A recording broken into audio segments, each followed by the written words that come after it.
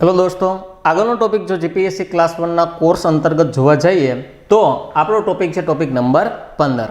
15માં ટોપિકની અંદર તમે અલગ અલગ વેરાયટીવાળા જ 2 થી 3 ચેપ્ટર ભણવાના છો, જેની અંતર્ગત સૌપ્રથમ આપણું ચેપ્ટર રહેશે બીજગણિતનો પરિચય. ત્યારબાદ છે બોર્ડ માસ છે, એક કાના ભાગુબહુઓ છે અને વિચિત્ર પ્રતીકોની સરળ સમજૂતી છે. તો જેમ આપણે અગાઉ પણ જે ચેપ્ટર મુખ્ય પોઈન્ટ હોય એને આપણે મુખ્ય આંકડો આપીને પછી પોઈન્ટ 1, પોઈન્ટ 2, પોઈન્ટ 3 એમ આગળ ભણતા રહેશું. તો સૌપ્રથમ જે આપણા 15માં ટોપિક જે છે એની અંતર્ગત આપણે બીજગણિતનો ઉપયોગ કરવાનો છે. હવે સમજો તો બીજગણિત એટલે જનરલી એક અચળ પદ હોય અને એક ચલ પદ હોય. ચલ પદ એટલે શું? તો અચળ પદની અંદર જનરલી આવા કંઈક કોન્સેપ્ટ તમને જોવા મળતો હોય. ચલ અને અચલની અંદર એક્સ વાય વાળા પદ હોય, ઝેડ વાળા પદ હોય, કે વાળા પદ હોય. આ બધા જ પદ છે ને એ એક પ્રકારના અચળ પદ કહેવામાં આવે. રેડી? તો ફાઇનલી જો અહીં આપણે જોવા જઈએ તો બીજગણિતના આ ચેપ્ટર્સની અંદર 15.1ની અંદર હું કોઈ પણ સંજોગો વસાત હું એક્સ અને વાય વાળા સમીકરણો બનાવીશ નહીં. શું કામ? કારણ કે જો તમે પ્રશ્નને સમજી જાઓ, જો તમને પ્રશ્ન સમજાઈ જાય તો તમારે લગભગ એક્સ વાય વાળા પદનો કોઈ દિવસ ઉપયોગ કરવો પડતો નથી. પણ હા, અત્યારે કોન્સેપ્ટમાં જો આપણે જોવા જઈશું તો અહીંયા જ્યાં જ્યાં જરૂરી પડશે, ધારો કે હું તમને એમ કહું ભાઈ કોઈ સંખ્યા છે તો ત્યાં પછી મારે કોઈ લોજિક ન લાગે, ત્યાં મારે એક્સ મૂકવો જ પડે. પણ અમુક અહીંયા તમને એવા પણ દાખલા જોવા મળશે જેની અંદર એક્સ તમે ખુદ ગણશો તો મૂકશો, પણ અહીંયા હું ગણાવીશ એટલે મૂકીશ નહીં. એટલે આપણે એવા અલગ અલગ પ્રકારની શોર્ટકટ્સની વાત કરશું. તો જોવા જઈએ પ્રશ્ન નંબર 1 કીધું છે એક સંખ્યાના 1/4 ભાગનો 2/5 ભાગ 72 થાય છે તો તે સંખ્યા કઈ હશે? ફોર એક્ઝામ્પલ ધારો કે હું સંખ્યા લઈ લો, કોઈ એક સંખ્યા જે એક્સ છે, આવું આપણે કીધું ભાઈ કોઈ સંખ્યા કે એટલે મારે ધારવી જ પડે. તો કોઈ એક સંખ્યા જે એક્સ છે એનો કેટલામો ભાગ? તો કે 1/4 ભાગ, અને એ 1/4 નો 2/5 ભાગ હંમેશા જ્યાં નો આવે ત્યાં હંમેશા શું મૂકી દેવાનું છે? તમારે ગુણાકાર મૂકવાનો છે. ભાગનો 2/5 ભાગ બરાબર કેટલામાં આપ્યા છે? તો કે 72 થાય છે. તો આ એક સંખ્યા કઈ હશે? આવું અહીં વિચારો તો ગુણાકારમાં છેદ ઉડાડવા જઈએ એટલે 2 દૂને 4 થાય, 5 દૂને 10, એટલે કે x બરાબર આ 10 આવ્યા એ શેમાં છે? ભાગાકારમાં. આ સાઈડ આવે તો ગુણાકાર. તો 72 ગુણ્યા 10 કરશો એટલે એ કિંમત હશે કઈ હશે ભાઈ? 720 તમારી કિંમત હોવાની છે. એટલા માટે આપણા પ્રશ્નનો જે જવાબ આવવાનો શું આવવાનો છે એ મારા પ્રશ્નનો ફાઇનલી આન્સર આવશે. વધ્યા આગળના પ્રશ્નની અંદર કીધું છે એક વસ્તુના જથ્થા પૈકી 3/7 જથ્થાની કિંમત 1800 રૂપિયા છે તો સંપૂર્ણ જથ્થાની કિંમત શોધો. હવે એક સમજો તો અહીંયા 3/7 નો મતલબ શું છે? આ એક સમજવા જેવું. અહીં એક્સ વાળું કે નથી મૂકવું, એમનામ જ વિચારો કે ટોટલ 7 ભાગમાંથી 3 ભાગ આના છે. કુલ કેટલા ભાગ હતા? 7. 7માંથી 3 ભાગ. તો અહીંયા આ જથ્થાની કિંમત કેટલા રૂપિયા આપી છે? 1800. કેટલા જથ્થાની? 3/7. તો એનો મતલબ એવો થાય કે આ 3 ભાગ બરાબર મને કિંમત કેટલી આપી છે? 1800. તો અહીં લખી નાખું ભાઈ 3 ભાગની કિંમત મને જો 1800 રૂપિયા આપેલી હોય તો સંપૂર્ણ જથ્થો કેટલા ભાગનો હતો ભાઈ? 7. 7માંથી 3 એટલે સંપૂર્ણ ભાગ આવશે. કેટલા ભાગનો આવશે? 7 ભાગ બરાબર કેટલા? રેડી છે? તો અહીંયા તમે 83 મૂકો તો ભાઈ 6 તેરી 18 ગુણ્યા 6 કર્યા અને પાછળ 2 મીંડા. તો અહીંયા 7 6 42 અને પાછળ 2 મીંડા મૂકો એટલે એ કિંમત આવશે કેટલા રૂપિયા આવશે? 4200 રૂપિયાની તમારી કિંમત આવવાની છે. એટલે અહીંયા ઓપ્શન શું આવવાનો છે? બી. રેડી? આગળ વધશું. એક સંખ્યાને 8 ગણી કરી તે સંખ્યા ઉમેરતા 450 થાય તો તે સંખ્યા શોધો. હવે કોઈ સંખ્યા લઈ લો, ધારો કે સંખ્યા x છે અને એના 8 ગણા એટલે તો કે 8x. સંખ્યા કઈ ધારી હતી મેં? x. રેડી? અને આ સંખ્યાના 8 ગણા એટલે 8x, અને એમાં તેની તે સંખ્યા, તે જ સંખ્યા એટલે પાછી સંખ્યા કઈ હતી? x. એ ઉમેરી દો તો મને જવાબ કેટલો આવે છે? 450 મળે છે. ફરી કોઈ સંખ્યાના 8 ગણામાં તે જ સંખ્યા ઉમેરતા જવાબ 450 મળે છે. વિચારો 8x પ્લસ x, તો આને શું કહેવાય? 9x બરાબર 450. તો x ની કિંમત મારે ફાઇન્ડ કરવી હોય તો 9 ગુણાકારમાં, આ સાઈડ આવે તો ભાગાકાર. તો અહીંયા ભાગાકારમાં લખવા જાય 9 × 5 = 45. તો એ સંખ્યા હશે કઈ હશે ભાઈ? 50ની મારી સંખ્યા હશે. તો અહીંયા ઓપ્શન જોવા જઈએ, ઓપ્શન કયો જોવા મળે છે? સીની અંદર આપણને 50 જોવા મળે છે. પછી આગળના પ્રશ્નમાં આગળ કીધું છે એના શાંતિથી સમજો ભાઈ, એક કરાર મુજબ સમયસર કાર્ય પૂર્ણ ન થાય તો પ્રથમ દિવસે ₹200, બીજા દિવસે ₹250, એમ દર દિવસે 50નો દંડ વધતો જાય છે. તો આ કરાર મુજબ કામ પૂર્ણ ન કરવામાં 10 દિવસનો કામ પૂર્ણ કરવામાં 10 દિવસનો વિલંબ થાય તો કુલ કેટલો દંડ ચૂકવવો પડશે? હવે એક સમજો તો, આને હકીકતમાં દાખલો છે ને સરવાળાનો, સંખ્યાઓના સરવાળાનો. હું તમને એમ કહું કે એક દિવસ ધારો કે આપણું કામ બંધ રહે, એનો મતલબ એવો થાય દંડ કેટલા રૂપિયા થઈ જાય? 200. નંબર 2 વિચારો તો, બીજા દિવસે કામ બંધ રહે તો 200 ને કેટલા થઈ ગયા? 50. ત્રીજા દિવસે કામ બંધ રહે, ફરીથી એકવાર ધારો કે ત્રીજા દિવસે કામ બંધ રહે, ધારો કે ત્રીજા દિવસે જો આપણું કામ બંધ રહે એનો મતલબ એવો થાય પાછો 50 રૂપિયા વધી જાય, એટલે હવે કિંમત કેટલી થઈ ગઈ? 300. તો આમ જોતાં જોતાં જે મારો વિલંબ થવાનો છે કેટલા દિવસનો થવાનો છે? 10 દિવસ. હજી એકવાર સમજજો, એક દિવસ કામ બંધ રહેતો 200, બીજા દિવસે 250, ત્રીજા દિવસે 300, ચોથા દિવસે 350. આમ સરવાળો કરવો એના કરતાં આપણે કોન્સેપ્ટ વાઇઝ ચાલ્યા, સરવાળો કરી શકાય. 1 થી 10 આંકડા લખવાનો, 50 વધારતા જવાનું, પછી એનો સરવાળો કરવાનો. હવે સમજો તો કે ધારો કે આ બધામાંથી હું 50ને સામાન્ય કોમન કાઢી લઉં. 50ને મેં શું કરી લીધા? કોમન કાઢી લે. 50ને કોમન કાઢો એટલે અહીંયા 5 ચોક 20, 5 5 25, 5 6 30, એમ 5 7 35, 5 8 40, એમ જોતાં જોતાં અહીંયા કેટલા આવશે એ મારે ચેક કરવું પડે, છેલ્લો દિવસ કેટલો હશે. તો પછી વિચારો, અહીંયા ગેપ છે કેટલાનો છે? 3નો છે. અહીંયા પણ ગેપ 3નો, એટલે આમાં 3 નાખો એટલે 4 થયા, 3 નાખો એટલે 5 થયા, 3 નાખો એટલે 6 થયા. તો આમાં હું 3 નાખીશ એટલે અહીંયા 13 પંચાને 65, 650ની અમાઉન્ટ થશે, અને 13 પંચાને 65 એટલે થઈ ગયા કેટલા? તો કે 13. રેડી? હવે કોન્સેપ્ટ વિચારો તો કે આ બધાનો મારે શું કરવો પડે? સરવાળો. શું કામ? કારણ કે ધીમે ધીમે દંડ વધતો જાય. પહેલા દિવસે 200 થયા તો બીજા દિવસે 250, એટલે ટોટલ દંડ 450 થયો. પાછો આગળ આવે એટલે પાછા 300 થયા, તો 450માં 300 નાખો એટલે 750 થયા. તો એમ ધીમે ધીમે તમારે સરવાળો કરવાનો હતો. તો 1 થી 13 સુધીના અંકોનો સરવાળો કરવો હોય તો આપણે સૂત્ર મૂકીએ n+1 / 2. રેડી? તો અહીંયા n બરાબર કેટલા થઈ ગયા? 13 ગુણ્યા n+1 એટલે ગુણ્યા 14 ને છેદમાં કેટલા આવી જાય? 2. n+1 / 2. તો અહીં વિચારો તો ધારો કે 7 × 2 = 14 થાય અને 13 × 7 = 91, એટલે અહીંયા સરવાળો આ લોકોનો કેટલો થવાનો? 91. પણ આ જે સૂત્ર મૂક્યું ને એના કારણે તમને સરવાળો 1 થી મળ્યો હોય. ફરીથી વાર ક્યાંથી મળેલો હશે? 1 પણ અગાઉના 1 2 અને 3 તો મારે લેવાના નથી. મારે લેવાના છે ક્યાંથી? 4 થી, એટલે 1 2 અને 3 કોને કોને બાદ કરવા પડે? 1 2 અને 3. તો એ ટોટલ કેટલા છે? 3 ને 2 5 ને 1 6. આમાંથી મારે 6 ને શું કરી દેવા પડશે? બાદ કરવા પડશે. તો અહીંથી અહીંનો જે સરવાળો વધશે કેટલો વધશે ભાઈ? 85 વધવાનો છે. કેટલો વધવાનો છે? 85. હવે પાછું વિચારો, તમે કોમન કેટલા કાઢ્યા છે? તો કે 50. એને પાછો ગુણાકારમાં લઈ નાખો એટલે અહીં પાછા ગુણ્યા કેટલા થશે? તો કે 50 થશે. હવે 50 ને 0 ને 0. પાછું વિચારો, 5 5 25નો 5 વધી આવી 2, 8 5 40 ને 2 42, એટલે ટોટલ જે તમારી દંડની રકમ આવવાની છે કેટલી આવવાની છે? 4250 રૂપિયા. તો 4250 રૂપિયા ઓપ્શન જોવા જઈએ, ઓપ્શન નંબર 2 ની અંદર 4250 જોવા મળે છે. વધીએ આગળના પ્રશ્નની અંદર. આગળનો પ્રશ્ન જે છે એને પણ આપણે સરખી રીતે સમજીએ. આપણને એવું કીધું છે ભાઈ, એક કાર્યક્રમમાં કુલ 420 ટિકિટનું વેચાણ થયું. ફરીથી એકવાર, કુલ ટિકિટ કેટલી છે ભાઈ? 420 ટિકિટો છે. એ પૈકી અડધી ટિકિટ, અડધી એટલે કેટલી થાય? આની અડધી લેવા જાય એટલે 210 ટિકિટો થાય. રેડી? ટોટલ ટિકિટ કેટલી હતી? 420. એમાં અડધી ટિકિટ એટલે તો કે 210. આ 210 ટિકિટ રૂપિયા કેટલામાં વેચી છે ભાઈ? 500 રૂપિયાની એક ટિકિટ વેચેલી છે. હજી એક કાર્યક્રમમાં કુલ 420 ટિકિટનું વેચાણ થયું. તે પૈકી અડધી ટિકિટ રૂપિયા 500ની આપણને આપવામાં આવેલી છે. તો એક 500ની હોય તો અહીંયા ગુણ્યા મારે કેટલા કરવા પડશે ભાઈ? 500 કરવા પડશે. રેડી? અને હા, 210 ટિકિટ ખાલી 500 રૂપિયાની ન હોય. શું કામ? કારણ કે અહીંની એમાઉન્ટ છે ને જો બધી લાખોમાં છે, એટલે એક ટિકિટના 500 રૂપિયા હોય તો જ આ વસ્તુ પોસિબલ થાય.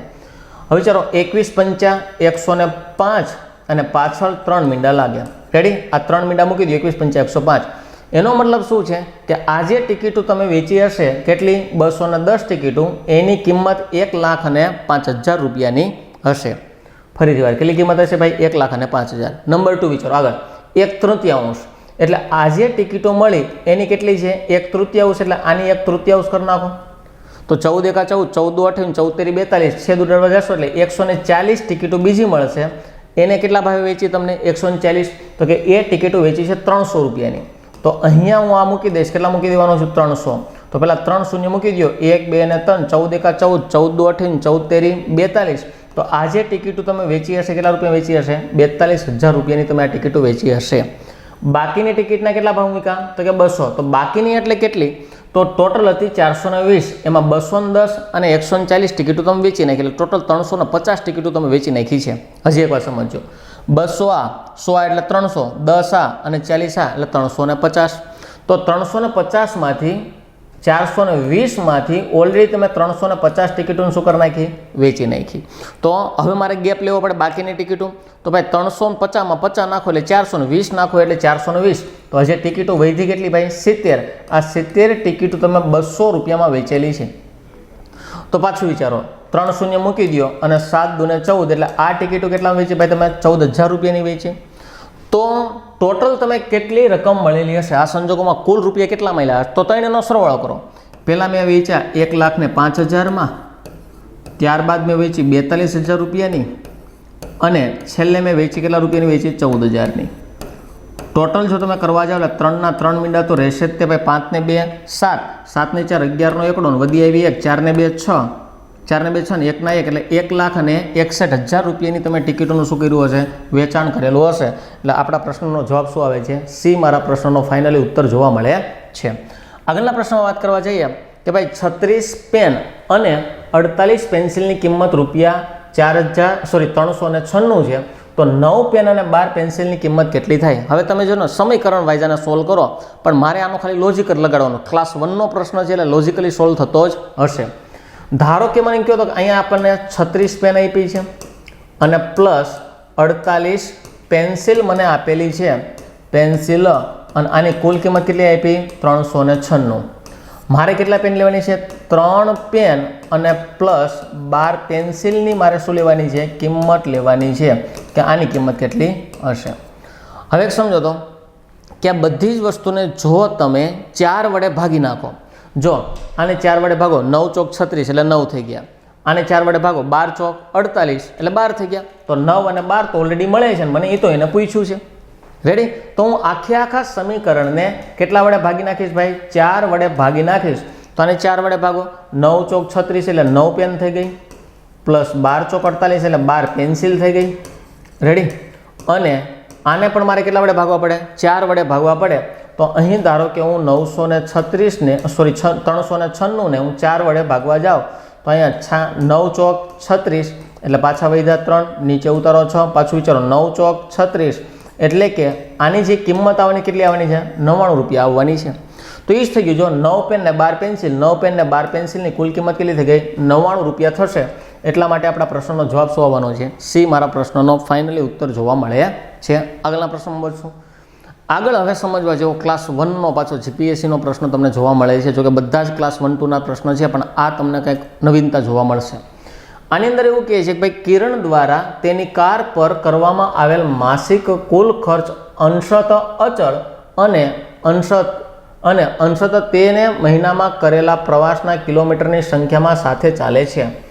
એટલે અહીંયા સુધીનું વાક્ય શું કહે છે એ સમજો. તમે જે પણ વપરાશ કરો છો એમાં અમુક છે ને ખર્ચો ફિક્સ જ છે કે આટલા કરશો ને એટલે આટલા તો વપરાવાના જ છે.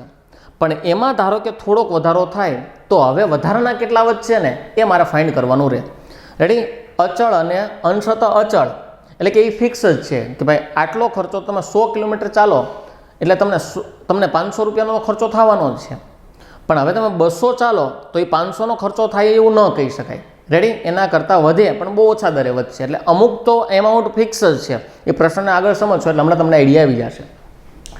આગળ આપણને કીધું છે જો તે મહિનામાં 100 કિલોમીટર ફરે તો કુલ ખર્ચ 3500નો થાય છે. એટલે 100 કિલોમીટર ફરશે એટલે 3500નો ખર્ચો થશે જ તે. પણ એને શું કીધું? જો તે મહિનામાં 200 કિલોમીટર ચાલે તો કુલ ખર્ચ 4000 રૂપિયા થાય છે. હવે અહીંયા એમ ન વિચારતા કે ભાઈ 100 કિલોમીટર ચાલે તો 3500 રૂપિયા હોય તો 200 કિલોમીટર ચાલે 7000 રૂપિયા ન થવા જોઈએ. ના, ન થાય. શું કામ? કારણ કે 100 કિલોમીટરની રેન્જ બંધાઈ ગયેલી છે. ફરીથી વાર, કેટલી રેન્જ બંધાઈ ગયેલી છે? 100 કિલોમીટર. 100 કિલોમીટર આવે ને એટલે તમારે આટલા રૂપિયા દે જ દેવાના. પછી 200 કિલોમીટર એક રેન્જ બીજી આવે કે 200 આવે એટલે તમારે આટલા જ દઈ દેવાના, ફિક્સ જ વસ્તુ છે. પણ વચ્ચે તમે ક્યાંક ઊભા રહી જાઓ તો થોડું ઘણું નીચે ઉપર થઈ શકે, એની અહીં વાત કરવાની છે. તો હવે એક વસ્તુ વિચારો તો ધારો કે હું એમ કહું કે ધારો કે 100 કિલોમીટર ચાલે છે. કેટલા કિલોમીટર ચાલે છે? 100 કિલોમીટર, એટલે 3500 રૂપિયા એને આપી જ દેવાના છે. આ એક ફિક્સ છે. 100 કિલોમીટર ચાલે એટલે કેટલા રૂપિયા આપી દેવાના? 3500. આ એનું ફિક્સ છે. નંબર 2 વિચારો, ફોર એક્ઝામ્પલ એ 200 કિલોમીટર ચાલે તો એને 4000 રૂપિયા આપી દેવાના. આ એક બીજું સ્ટેજ થયું. રેડી? મને બે પ્રકારના સ્ટેજ આપ્યા. જો 100 હાલે તો 3500 અને 200 કિલોમીટર ચાલે મહિનામાં તો એને 4000 રૂપિયા આપી દેવાના. રેડી? એટલે આ બે સ્ટેજ થઈ ગયા ફિક્સ. આ એક સ્ટેજ થઈ ગયું અને આ બીજું સ્ટેજ થઈ ગયું. પણ હવે આની અંદર તમે વેરિએશન ફાઇન્ડ કરો તો કે અહીંયા જે ડિફરન્સ આવે છે ને 100 કિલોમીટરનો આવે છે. ડિફરન્સ કેટલા કિલોમીટરનો આવે છે? 100 કિલોમીટર. અને સામે રૂપિયા પણ કેટલાનો ડિફરન્સ આવે છે? 500 રૂપિયાનો ડિફરન્સ આવે છે. આ બે પ્રકારના સ્ટેજ છે. એટલે એ તો ફિક્સ જ છે. પણ અમુક વસ્તુ જે ફેરફાર, અંશત ફેરફાર થાય છે એ કેટલાનો થાય છે? તો 100 કિલોમીટર, 100માં 100 એડ કર્યા એટલે 100 કિલોમીટરનો ડિફરન્સ થયો અને એની સામે રૂપિયાનો કેટલો ડિફરન્સ પડે છે? 500 રૂપિયા. તો આ જે વસ્તુ છે ને એ ફિક્સ નથી. રેડી? એ વેરિયેબલ વસ્તુ છે, અલગ અલગ ચેન્જીસ થયા રાખે. આગળ વિચારો તો જો કોઈ મહિનામાં તેનો કુલ ખર્ચ રૂપિયા કેટલો થયો હોય? 4250 થયો હોય તો તને કેટલા કિલોમીટર ચાલ્યા હશે? હવે એક વસ્તુ વિચારો, એનો કુલ ખર્ચો કેટલો થયો? 4250. હવે આ જો 4250નો ખર્ચો થયો હોય તો અહીં વિચારો તો 4000 રૂપિયાનો ખર્ચો થાય ને 200 કિલોમીટર તો ચાલ્યો હશે. તો ક્યાં ચાલ્યો હશે? તો હું કહી દઉં કે ભાઈ ધારો કે જો 200 કિલોમીટર ચાલેલો હોત તો એને ટોટલ 4000 રૂપિયાનો ખર્ચ થયેલો જ હોત. એનો મતલબ એવો થાય આ એક વસ્તુ મને મળી ગઈ કે ભાઈ એને 4000 રૂપિયા તો ઓછામાં ઓછા ખર્ચા જ છે, એટલે કે 200 કિલોમીટર તો ચાલ્યો જ છે. પણ બાકીના એને વધારાનો કેટલો રૂપિયાનો ખર્ચ કર્યો છે? 250 રૂપિયાનો ખર્ચ કર્યો છે. વધારાનો કેટલો ખર્ચ કર્યો? 250 રૂપિયા. તો જો એ 500 રૂપિયાનો ખર્ચ કરે વધારાનો, 500 રૂપિયાનો વધારાનો ખર્ચ કરે તો કિલોમીટર કેટલા હોય? તો કે 100 કિલોમીટર. પણ એના ખર્ચો તો 250 રૂપિયાનો જ કર્યો હશે. કેટલા રૂપિયાનો ખર્ચો કર્યો છે ભાઈ? 250 રૂપિયાનો. તો હકીકતમાં એને કેટલા કિલોમીટર કાપેલા હશે? તો 500ના અડધા 250, તો 100ના અડધા 50, એટલે વધારાના એને 50 કિલોમીટરનું પણ અંતર કાપેલું હશે. 50 કિલોમીટર પણ વધારો ફર્યો હશે. તો સ્ટેબલ કેટલા હતા? ફિક્સ કેટલા હતા? 200 કિલોમીટર. અને વેરિએશનવાળા કેટલા મળ્યા? 50. 200 અને 50 ટોટલ એ વ્યક્તિ 250 કિલોમીટરનું રાઉન્ડ એટલે કે 250 કિલોમીટર ફર્યો હશે. ટ્રાવેલિંગ એને 250 કિલોમીટરનું કરેલું હશે. રેડી? આ રીતના પ્રશ્ન પૂછાઈ ગયેલો. આગળના પ્રશ્નની ધારો કે વાત કરવા જઈએ તો આગળનો પ્રશ્ન આપ્યો છે કે ભાઈ એક ગામ છે, ગામ X છે, એ ગામની વસ્તી કેટલી છે? 78000. એટલે એ લખને કે ભાઈ એક ગામની વસ્તી છે 78000ની છે. એવી જ રીતે કીધું છે કે ભાઈ જે 1200 પ્રતિ વર્ષના દરે ઘટી રહી છે. એટલે આની વસ્તી છે ને દર વર્ષે કેટલાની ઘટે છે? 1200ની ઘટે છે. ત્યારબાદ વિચારો કે એક ગામ છે વાય. આ વાયની જે વસ્તી છે એ કેટલી આપેલી છે? 52000 મને આપેલી છે. અને જેમાં 800 પ્રતિ વર્ષના દરથી વધે છે. એટલે અહીંયા દર વર્ષે કેટલી વધે છે? 800 વધે છે. તો કેટલા વર્ષે બંને ગામોની વસ્તી એક સરખી હશે? હવે એક સમજો, આ ગામની વસ્તી 78000 એટલે 78000 વધારે છે. રેડી? વાય ગામની વસ્તી કેવી છે? 52000 એટલે આની કેવી છે? ઓછી.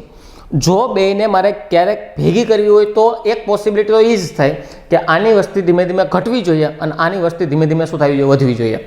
આ વધે અને આ વધે તો એ ઉપર હેલું જ જવાનું છે. તો કોઈ દી ભેગું નથી થવાનું. બે ઘટે તો પણ ચાલે નહીં. પણ ઇન કેસ આ વધ્યા રાખે અને આ ઘટ્યા રાખે તો ગેપ વધતો જ આવવાનો છે. એનો મતલબ એવો થાય કે ટોટલ મારે આને વસ્તીને ઘટાડવાની છે અને આ વસ્તીને અપ લઈ જવાની છે. તો એ તો મને આપ્યું છે કે જે વધારે વસ્તીવાળું છે એમાં ધીમે ધીમે ઘટે છે અને જે ઓછી વસ્તીવાળું છે ધીમે ધીમે વધે છે. તો પહેલાં મારે ગેપ કાઢવો પડે. આ બેનો ટોટલ ડિફરન્સ કેટલી વસ્તીનો હશે? તો ડિફરન્સ કાઢવા જાવ 0 0 0, 8માંથી 2 જાય એટલે 6 અને 7માંથી 5 જાય એટલે 7માંથી 5 જાય એટલે 2. તો ફાઇનલી પહેલાં એ બે વસ્તીનો ગેપ હશે ને એ ગેપ ટોટલ કેટલા વ્યક્તિઓનો છે ભાઈ? 26000 વસ્તીનો ગેપ છે. આમાં 26000 વસ્તી વધારે છે ને આમાં ઓછી. આ ગેપને મારે પૂરવો પડે. હું 26000ના ગેપને પૂરી નાખું તો બે વસ્તી કેવી થઈ જાય? સમાન. કારણ કે આમાં 26000 આમાં ઘટી જાય અથવા આમાં વધી જાય. બેમાંથી એક પોસિબિલિટી થવી જોઈએ. પણ બેમાં ધીમે ધીમે વેરિએશન આવે છે. પાછું વિચારો તો એકમાં વસ્તી દર વર્ષે કેટલી વધી? ઘટી કેટલી? 1200ની. અને બીજામાં વધી કેટલી તો કે 800ની. તો બેમાં જે ગેપ પૂરાય છે, એકમાં ઘટે છે ને એકમાં વધે. જો એકમાં ઘટે ને એના વર્ષે વધે એટલે ગેપ પુરાણો. કેટલો ગેપ પુરાણો તો કે એકમાં 1200 ઘટી અને 800 વધી એટલે ટોટલ આમાં 2000નો ગેપ દર વર્ષે બુરાય. મારે ટોટલ ગેપ કેટલો હતો ભાઈ 26000નો. દર વર્ષે ગેપ કેટલાનો પૂરાશે 2000નો ગેપ પૂરાય, કારણ કે એકમાં ઘટે છે ને બીજામાં વધે છે એટલે ગેપ પૂરાય કેટલો તો કે 2000નો. તો જો 26000ની વસ્તીમાં દર વર્ષે 2000નો ગેપ પૂરાતો હોય તો 0 0 0 ઉડી ગયા, 26/2 હોય તો એ બે વસ્તી 13 વર્ષે, બે વસ્તી કેવી હશે ભાઈ સમાન તમને જોવા મળવાની છે. 13 વર્ષે ઓપ્શન નથી આપેલો એટલે આપણા પ્રશ્નનો જવાબ શું આવવાનો છે? ડી તમારા પ્રશ્નનો ફાઇનલી ઉત્તર જોવા મળવાનો છે. તો 15મા ટોપિકની અંદર તમે બીજગણિત નામનું ચેપ્ટર જોયું 15.1. મળીએ નેક્સ્ટ લેક્ચરની અંદર 15.2 સાથે. ત્યાં સુધી થેન્ક યુ વેરી મચ.